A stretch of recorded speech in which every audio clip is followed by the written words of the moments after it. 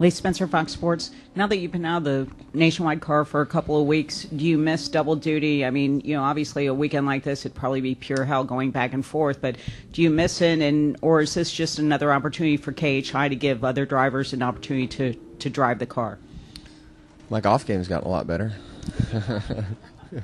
I hadn't really missed it, to be honest with you. This is the worst one by far and they've made it, so it's not really possible to not miss practice here and go race there because the Milwaukee race used to be at night. So I don't really miss it. I think it's a good opportunity for Ron and we've had Mike Bliss in it the last couple weeks and he ran really well. So it really gives, for me, I like to see what happens when other people get in the car because it gives you a true reference of where your cars are competition-wise and on the non-companion weekends when you put somebody else in it and see how the guys work. I like to see how that reaction comes across from a different person's perspective and from a crew's perspective on a different driver. But most all that stuff is built around what I like, and it's fun to see somebody else get in and see where they think it's at.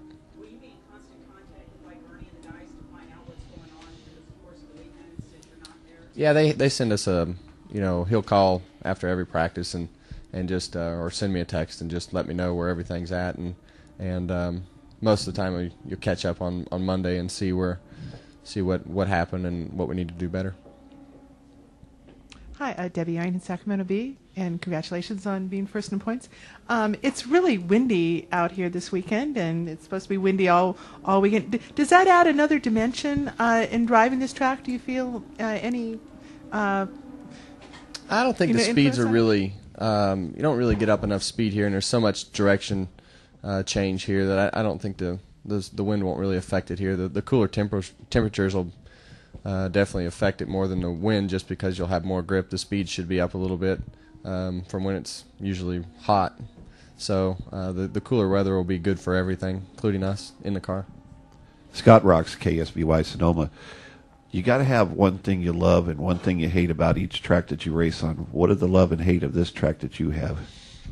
I enjoy the road racing. The hardest part about this place is just passing. Just really, you got to time your passes right, and you got a couple spots that you can pass. So it's a little bit narrow, but you just got to time it right.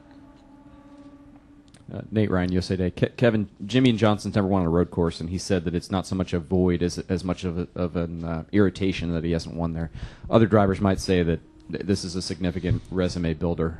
How do you view a win on a road course? What would it mean from your perspective, a NASCAR driver's career?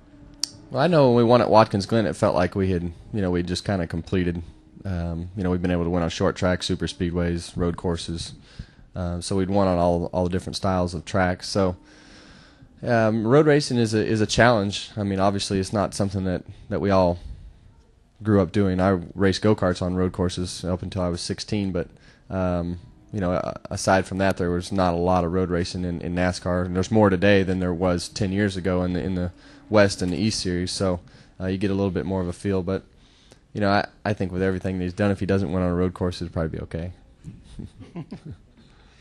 Diego Mejia, Spirit International. You mentioned strategy. Fuel mileage tends to be key here. How much do you expect strategies to change towards the end of the race with the green white checkers coming in this year? Well, I think a lot of those questions will be answered in about the first half hour of practice. Tires meant more than fuel last year, so you could really make up a lot of ground putting new tires on. So it's just a matter of what tire they brought and how much it falls off as to where that balancing act is as far as when you pit and when you don't pit and when you stay out towards the end of the race. So double file restarts, kind of clogs everything up on the ends on the restarts of the races. So it just depends on where you think that how much time you think you can make up on new tires as to whether you try to pull a fuel strategy or not. But with the green white checkered deal, I mean you've got to have some cushion because if you have a caution at the end of the race, you're probably going to go 2 or 3 green white checkers just because that's just the nature of what it is, and the double file restarts are tough here, and there's a lot of contact, so better be ready for multiple. Anything from upstairs? No questions. Mike? Mike Muller, MikeMuller.net. Going to Daytona one more time. 200 miles an hour used to be really a big thing there, and then it got to be like a red line. Now, you guys run more than 200 miles an hour at California and Michigan.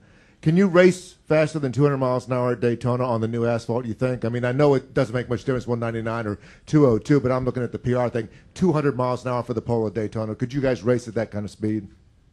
I think we can race at any speed. I think, but I think it's just more of about the fans and the cars flying into the fences and the pieces and things like that. I don't, you know, when we tested at Talladega, we were 209, 210, you know, like it was no big deal. Well, I mean, it's just the pace of pulling up is a little bit different, but I don't think that would be anything that everybody wouldn't become accustomed to pretty fast. But I don't see that happening. Yeah. Anything further for Kevin? We'll finish up here. Thank you. John Crowley with Comcast Sportsnet Bay Area.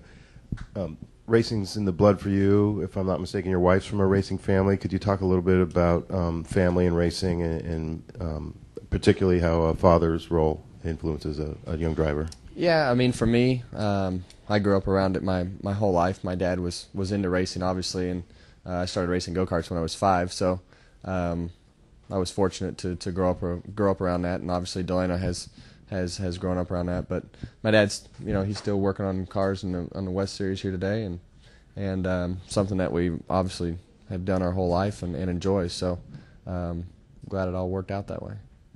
Kevin, thank you for your time. Good luck this weekend.